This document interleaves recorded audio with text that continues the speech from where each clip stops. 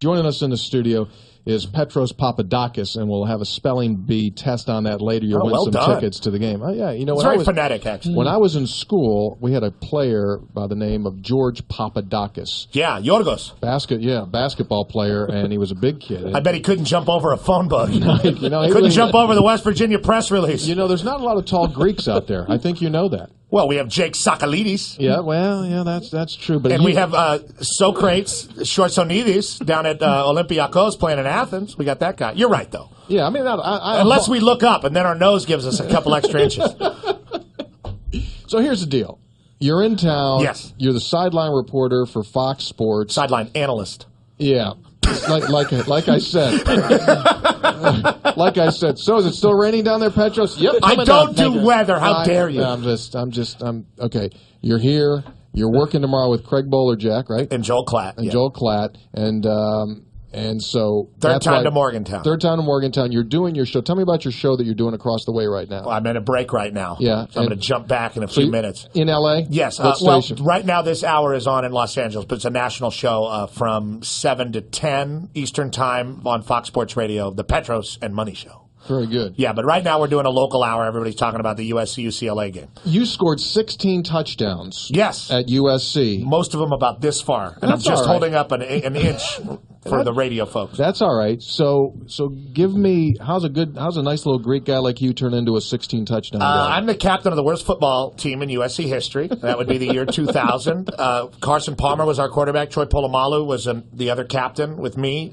So we had good players, no question about that.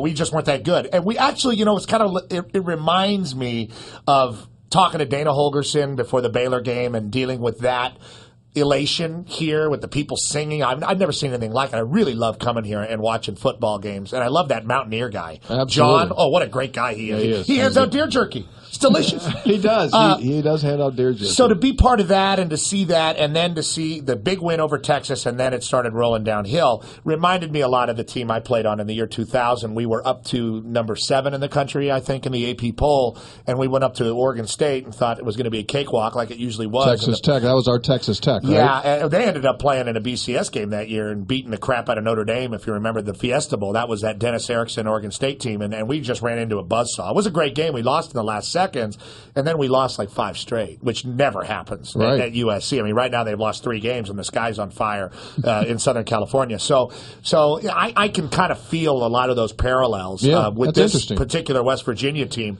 and they just have to find a way to get positive feelings going. And I think that it's been part of the rhetoric coming out of the coaching staff. We had our conference call with them, and they just want to expect good things to happen because they have happened this year, and I think it's possible, especially playing at home. And if this game is winnable, it's because it's at home, and then the next 2 are very winnable, and they can finish with a lot of positive feelings. But certainly the team I saw against Baylor, and it's a different opponent, and the team we're looking at now, I think a lot of it has to do with the conference and the depth and developing that within a new conference. And when we see that in the Pac-12 with Utah, and certainly Colorado's really struggling. Yeah, absolutely. You've experienced it. When the slide starts mentally, can you regroup, or is it just too much? It just depends on who your leaders are. It depends on who's going to stand up. It depends because, and I'm seeing it right now with USC. When there's losses that come with expectation, there's expectations of victory, and then losses start to come, your team will have a tendency to splinter, especially in November.